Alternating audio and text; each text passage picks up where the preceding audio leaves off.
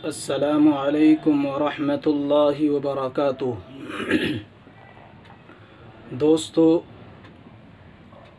आप तमाम हज़रात का हमारे चैनल तालिब क़ासमी असम्बली में इस्तक़बाल है। दोस्तों, मैं अल्लाह तबारक व तआला की बारगाह में दुआ गो हूँ कि अल्लाह तबारक व तआला हम सब को अपनी पनाह में रखे, हम सब की अल्लाह तबारक व तआला हिफाजत फ़रमाए तमाम परेशानियों और आफ़त से। दोस्तों, आज मैं आप हज़रात को कुरान करीम की बरकतों के बारे में थोड़ा बतलाने की कोशिश करूँगा कि कुरान करीम की वैसे तो हर आयत बरकत के लिए है, किसी भी आयत को पढ़ लिया जाए बरकत ही बरकत है, लेकिन कुछ मख़सूस आयतें, कुछ मख़सूस सूरतें हैं कि जिनकी नबी अलैहिस्सलातु वस्सलाम से तशरीह मौजूद है, जिनकी फ़जीलत नबी अलैहिस्सलातु वस्सलाम ने बहुत ज़्यादा बयान फरमाई है। उन्हीं में से चंद आयतें आप हज़रात के सामने बतलाने की कोशिश करूँगा कि जो आपके कारोबार के लिए, आपकी हिफाजत के लिए कारगर साबित होगी। आइए हम शुरू करते हैं आज की वीडियो शुरू करने से पहले अगर आप हमारे चैनल पर नए आए हैं तो हमारे चैनल को सब्सक्राइब कर दीजिए, बेल आइकन दबा दीजिए, लाइक, शेयर और कमेंट भी कर दीजिए। तो आइए दोस्तों शुरू करते हैं। अहादीस मुबारका में जिन सूरतों के मख़सूस दिनों और औक़ात में पढ़ने की तरग़ीब वारिद हुई है, उन्हें उन अय्याम और औक़ात में पढ़ने का ख़ुसूसी एहतिमाम करना। अहादीस मुबारका में जिन सूरतों के मख़सूस दिनों और मख़सूस वक्तों में पढ़ने की ताकीद की गई है, तरग़ीब वारिद हुई है, उन्हें उन अय्याम और वो औक़ात में पढ़ने का ख़ुसूसी एहतिमाम रखना चाहिए, जिससे उसकी बरकतें मुकम्मल तौर पर हमें हासिल हो सकती हैं। नबी अलैहिस्सलातु वस्सलाम ने फ़रमाया, उस ज़ात की कसम जिसके कब्ज़े में मेरी जान है, सूरह फ़ातिहा के मानिंद कोई सूरत नहीं उतारी गई। सूरह फ़ातिहा यानी अलहम्द शरीफ की तरह कोई सूरत नाजिल नहीं की गई, ना तो तौरात में, न इंजील में, न ज़बूर में, और ना ही कुरान करीम के अंदर कोई ऐसी दूसरी सूरत नाजिल की गई है। और बेशक सूरह फ़ातिहा बार बार दोहराई जाने वाली सूरत है। कुरान करीम की 7 आयतें हैं और कुरान अज़ीम अल्लाह की वो किताब है जो मुझे ख़ुसूसी अता की गई। ये रसूल अकरम सल्लल्लाहु अलैहि वसल्लम ने फ़रमाया कि कुरान करीम के अंदर जो सूरह फ़ातिहा है, इसकी 7 आयतें हैं, ये ऐसी बरकत वाली हैं, ऐसी आयतें हैं कि इनकी तरह कोई दूसरी सूरत या दूसरी आयतें नाजिल नहीं की गईं। नबी अलैहिस्सलातु वस्सलाम ने फ़रमाया, जो शख्स सूरह बकरा की आखिरी 2 आयतें पढ़ ले तो उसके लिए फ़ी क़ौल, एक कौल में क़याम लैल की तरफ से और एक कौल में जिन्नों शयातीन से हिफाजत के लिए काफ़ी है। तो अव्वलन तो सूरह फ़ातिहा हम जो भी काम करें बरकत के लिए, जो भी काम करें, किसी चीज़ पर दम करें या पानी वग़ैरह पर दम करके हम किसी को पिलाएं या ख़ुद पिएं, तो सूरह फ़ातिहा से बेहतर कोई सूरत नहीं है। इसको अपने विर्द में लाना चाहिए, अपने अमल में लाना चाहिए और जितना ज़्यादा हो सके सूरह फ़ातिहा की तिलावत करते रहना चाहिए। दूसरी है सूरह बकरा की आखिरी 2 आयतें, आमनर रसूल से आखिर तक 2 आयतें, इनकी भी रसूल अकरम सल्लल्लाहु अलैहि वसल्लम ने फ़जीलत बयान फरमाई है और फरमाया कि अगर कोई शख्स रात को ये 2 आयतें पढ़ कर के सोएगा तो जिन्नातो शयातीन से उसकी हिफाजत रहेगी, जिन्नातो शयातीन उसको परेशान नहीं करेंगे रात को। इसी तरह उसकी रात भर अगर वो इन 2 आयतों को पढ़ कर के सोएगा तो वो रात में उसका सोना भी इबादत बन जाएगा। तो हमें इन 2 आयतों का भी एहतिमाम करना चाहिए कि सोने से पहले इन 2 आयतों को हम रोज़ाना पढ़ लिया करें, क्योंकि रसूल अकरम सल्लल्लाहु अलैहि वसल्लम ने फ़रमाया कि शयातीन और जिन्नात से हिफाजत के लिए ये 2 आयतें काफ़ी हैं। एक रिवायत में हज़रत अब्दुल्ला बिन मसऊद रज़ी अल्लाह ताला अन्हु से रिवायत है, वो फरमाते हैं कि एक सहाबी की मुलाकात जिन से हो गई। दोनों में मुकाबला हुआ। सहाबी ने जिन्नी को पछाड़ दिया। उनमें मुकाबला हुआ और मुकाबले में जो सहाबी थे उन्होंने जिन्नी को पछाड़ दिया। और पछाड़ने के बाद फिर उन्होंने कहा सहाबी ने कि मैं तुमको कमज़ोर देख रहा हूँ, कमज़ोर और निढाल देख रहा हूँ, और तुम्हारे हाथों में वो ताकत नहीं है जो होनी चाहिए। तुम्हारे हाथ ऐसे कमज़ोर हैं जैसे कि कुत्ते होते हैं कि उनमें पकड़ मजबूत नहीं होती है। ये सहाबी कह रहे हैं जिन्नी से कि तुम्हें मैं कमज़ोर देख रहा हूँ। उसने फिर कहा कि एक बार फिर मुकाबला हो जाए। वो सहाबी तैयार हो गए और फिर दोबारा से मुकाबला हुआ और दोबारा फिर सहाबी ने जिन्नी को पछाड़ दिया। फिर वो जीत गए सहाबी। तो उस जिन्नी ने कहा, तुमने जो मुझे पछाड़ा है, क्या तुम अल्लाहु ला इलाहा इल्लल्लाहु पढ़ते हो, यानी आयतुल कुर्सी की तिलावत करते हो तुम रात को सोते वक्त, या वैसे ही और औकात में आयतुल कुर्सी पढ़ते रहते हो? उन्होंने कहा कि हाँ, मैं इसको पढ़ता रहता हूँ। तो जिन्नी ने कहा कि जिस घर में इसको पढ़ोगे वहाँ से शैतान निकल भागेगा और गधे की तरह गोश मारता होगा, फिर सुबह तक उस घर में दाखिल नहीं होगा। तो अगर हम रात को आयतुल कुर्सी पढ़ लें तो शैतान हमारे घर के अंदर दाखिल नहीं होगा, वहाँ से भाग जाएगा और फिर हमें हमारी शैतान और जिन्नात से हिफाजत रहेगी। रात भर सुकून के साथ में, हम आराम के साथ में अपनी नींद पूरी कर सकते हैं। तरह तरह के बुरे ख़यालात और बुरे ख्वाब हमको दिखाई नहीं देंगे, क्योंकि ये ख़ुद जिन्नी ने सहाबी को बतलाया कि जिस घर के अंदर आयतुल कुर्सी पढ़ी जाएगी, रात को सोते वक्त में जिस घर में आयतुल कुर्सी की तिलावत हो जाएगी तो उस घर से शैतान भाग जाता है।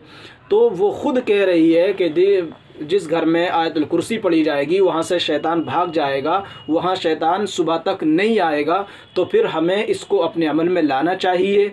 सूरह बकरा की आखिरी 2 आयतें भी और इसी तरह आयतुल कुर्सी, इनको अपने अमल में लाना चाहिए। खुसूसन रात को सोते वक्त में इनको ज़रूर पढ़ लेना चाहिए। नबी अलैहिस्सलातु वस्सलाम ने फरमाया कि क़यामत के दिन कुरान करीम और उसके पढ़ने वाले आएंगे जो दुनिया में उस पर अमल करते थे, और उसमें पेश सूरह बकरा और सूरह आले इमरान होंगी। जो कुरान करीम पढ़ने वाले होंगे क़यामत के दिन वो आएंगे जो दुनिया में उस पर अमल करते थे, पढ़ते थे और साथ ही साथ उन पर कुरान करीम के अहकामों पर अमल भी करते थे।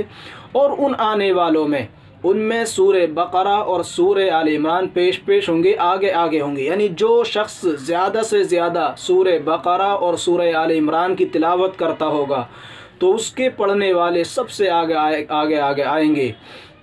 इसी तरह रसूल अकरम सल्लल्लाहु अलैहि वसल्लम ने एक जगह फरमाया कि जो शख्स सूरह कहफ की इब्तिदाई 3 आयतें पढ़ेगा, सूरह कहफ की जो शख्स इब्तिदाई 3 आयतें पढ़ेगा वो दज्जाल के फितने से महफूज रखा जाएगा।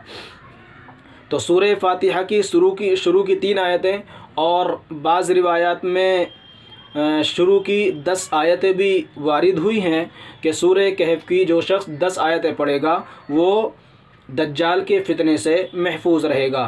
तो इस हदीस के अंदर जो मैंने आपके सामने पढ़ी है ये तिरमिज़ी शरीफ के अंदर मौजूद है।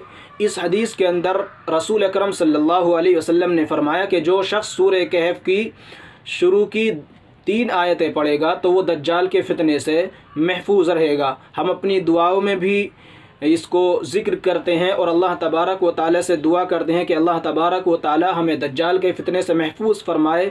लेकिन रसूल अकरम सल्लल्लाहु अलैहि वसल्लम ने बशारत दे दी उस शख्स के लिए कि जो सूरह कहफ की शुरू की 3 आयतें पढ़ेगा अल्लाह तबारक व ताला उसको दज्जाल के फितने से महफूज रहेगा। तो हमें इसको अपने अमल में लाना चाहिए, अपनी विर्द ज़बान पर रखना चाहिए और इनकी तिलावत करते रहना चाहिए। खुसूसन रात के वक्त में इसको पढ़ लेना चाहिए। इसी तरह सुबह को उठ करके इसको पढ़ लेना चाहिए। एक जगह रसूल अकरम सल्लल्लाहु अलैहि वसल्लम ने फरमाया कि बेशक हर चीज़ का दिल होता है और कुरान करीम का दिल यासीन शरीफ है, और जो शख्स यासीन शरीफ पढ़ेगा अल्लाह सुब्हानहू व तआला उसके पढ़ने पर उसके लिए 10 मरतबा कुरान शरीफ पढ़ने का सवाब लिखेंगे। कितनी बड़ी फजीलत की बात है कि 10 मरतबा कुरान पढ़ना आसान नहीं है। 1 मरतबा कुरान पाक पढ़ना बहुत मुश्किल होता है, अच्छा खासा वक्त उसमें लग जाता है। कम अज़ कम भी अगर हम पढ़ते रहें तब भी हमें कम से कम 3 दिन तो लग ही जाते हैं पढ़ने में। लेकिन रसूल अकरम सल्लल्लाहु अलैहि वसल्लम ने फरमाया कि जो शख्स सूरह यासीन पढ़ लेगा तो समझो कि उसने 10 मरतबा कुरान करीम पढ़ लिया। यानी जितना सवाब 10 मरतबा कुरान करीम पढ़ने का मिलता है उतना सवाब उसको यासीन पढ़ने का मिल जाएगा। और ये मिलने की वजह क्या है? क्योंकि हर चीज़ का एक दिल हुआ करता है और मेन चीज़ दिल हुआ करता है, असल चीज़ दिल हुआ करती है और कुरान करीम का दिल यासीन शरीफ है। इसीलिए रसूल अकरम सल्लल्लाहु अलैहि वसल्लम ने फरमाया कि जो शख्स सूरह यासीन को पढ़ेगा तो गोया कि उसको 10 कुरान करीम पढ़ने का सवाब मिल जाएगा। इसी तरह रसूल अकरम सल्लल्लाहु अलैहि वसल्लम ने एक मौके पर फरमाया कि जो शख्स किसी भी रात सूरह हामीम और सूरह दुखान पढ़ता है तो सुबह तक उसके लिए 70,000 फरिश्ते इस्तिग़फ़ार करते हैं। जो शख्स सूरह दुखान पढ़ता है, सूरह दुखान अगर पढ़ेगा तो फिर 70,000 फरिश्ते, 70,000 फरिश्ते इस्तिग़फ़ार करते हैं उस शख्स के लिए जो सूरह दुखान पढ़ता है। हज़रत खालिद बिन मादान रज़ी अल्लाह ताला अन्हु फरमाते हैं कि अलिफ लाम मीम तंजील अपने पढ़ने वाले की हिमायत में क़ब्र में फ़रिश्तों से लड़ेगी। वो कहेगी, इलाही अगर मैं तेरी किताब में शामिल हूँ तो मेरी शफ़ाअत उस शख्स के बारे में कबूल फरमा, और अगर मैं तेरी किताब में शामिल नहीं हूँ तो इसमें से मुझको मिटा दे। और वह सूरत परिंदे की तरह अपने पर उस शख्स पर फैला देगी, चुनांचे बिल आखिर शफ़ाअत करके उसको अज़ाब क़ब्र से निजात दिला देगी। तो हमें सूरह तबारका के बारे में भी इस तरह की शफ़ाअत करना मरवी है। रावी हदीस हज़रत खालिद इन दो को पढ़े बग़ैर सोते नहीं थे। तो हमें सूरह अलिफ लाम मीम तंज़ीलुल किताबि ला रैब फ़ीह मिन रब्बिल आलमीन को भी पढ़ना चाहिए। इसी तरह सूरह मुल्क को पढ़ना चाहिए। रसूल अकरम सल्लल्लाहु अलैहि वसल्लम ने फरमाया, जिस शख्स ने सूरह ज़िलज़ाल पढ़ी तो वो उसके लिए आधे कुरान के बराबर गर्दानी जाएगी। सूरह ज़िलज़ाल इज़ा ज़ुल्ज़िलतिल अर्दु ज़िलज़ालहा, छोटी सी सूरत है, 4-5 लाइनों की।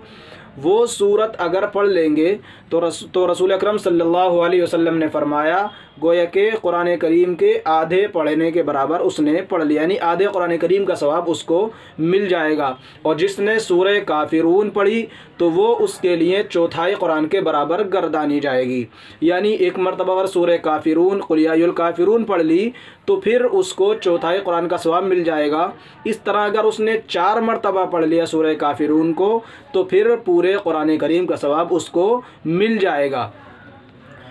एक रिवायत है, हज़रत अनस फरमाते हैं कि एक शख्स ने आकर कहा, ए अल्लाह के रसूल, मैं इस सूरत यानी सूरह इखलास से मोहब्बत करता हूँ। तो आप सल्लल्लाहु अलैहि वसल्लम ने फरमाया, तेरा इस सूरत से मोहब्बत करना तुझे जन्नत में दाखिल कर देगा।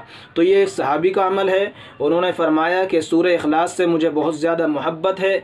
तो रसूल अकरम सल्लल्लाहु अलैहि वसल्लम ने फरमाया कि तुम्हें इस मोहब्बत की वजह से, सूरह इखलास की मोहब्बत की वजह से, सूरह इखलास तुम्हें दोज़ख में नहीं जाने देगा, यही तुमको जन्नत के अंदर लेकर चला जाएगा।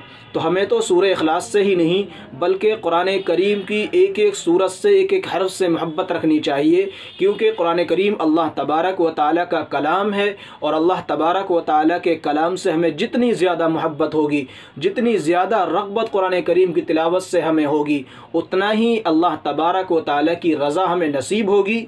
और जब अल्लाह तबारक व तआला हमसे राज़ी हो जाएगा तो फिर कोई चीज़ भी हमें दोज़ख में ले जाने वाली नहीं होगी, क्योंकि हर चीज़ का मालिक अल्लाह तबारक व तआला है। अल्लाह तबारक व तआला जिसको चाहेगा जन्नत में दाखिल कर देगा और जिसको चाहेगा जहन्नम में दाखिल कर देगा। इसलिए अगर हमें अल्लाह तबारक व तआला से, अल्लाह तबारक व तआला की रज़ा नसीब हो जाए तो फिर इससे बढ़कर कोई चीज़ हमारे लिए नहीं है। और दोस्तों, अल्लाह तबारक व तआला की रज़ा जभी नसीब होगी कि जबकि अल्लाह तबारक व तआला को जो चीज़ें पसंद हैं, जिसको अल्लाह तबारक व तआला ने पसंद फरमाया है, अल्लाह की महबूब तरीन चीज़ें हैं, उनसे हमें मोहब्बत करनी होगी और उन पर अमल करना होगा। खुसूसन आखिर में एक बात कहकर अपनी बात को ख़त्म करता हूँ।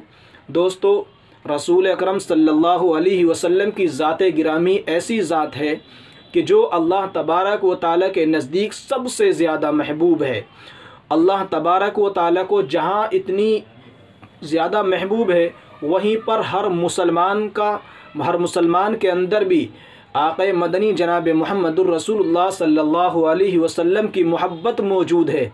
लेकिन मेरे मोहतरम दोस्तों, जब तक हमें अपनी जान, अपने माल और अपने वालिदैन, यहाँ तक कि दुनिया की हर चीज़ से ज़्यादा आक़ा अलैहिस्सलातु वस्सलाम से मोहब्बत ना हो जाएगी, उस वक्त तक हम पक्के और कामिल मोमिन नहीं हो सकते। इसलिए खुसूसन आपसे मेरी दरख्वास्त है, मैं आपसे इल्तिजा करता हूँ कि सबसे ज़्यादा हम आक़ा मदनी अल्लाह तबारक व तआला के बाद सबसे ज़्यादा मोहब्बत हम आक़ा मदनी जनाब मुहम्मदुर रसूलुल्लाह सल्लल्लाहु अलैहि वसल्लम से करें।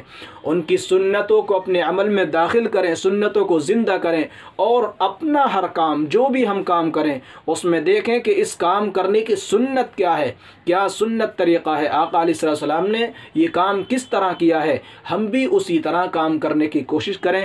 अल्लाह तबारक व तआला हम सब को सुन्नतों के मुताबिक ज़िंदगी गुजारने वाला बनाए। आमीन। वमा अलैना इल्लल बलाग। वस्सलामु अलैकुम व रहमतुल्लाहि व बरकातुहू।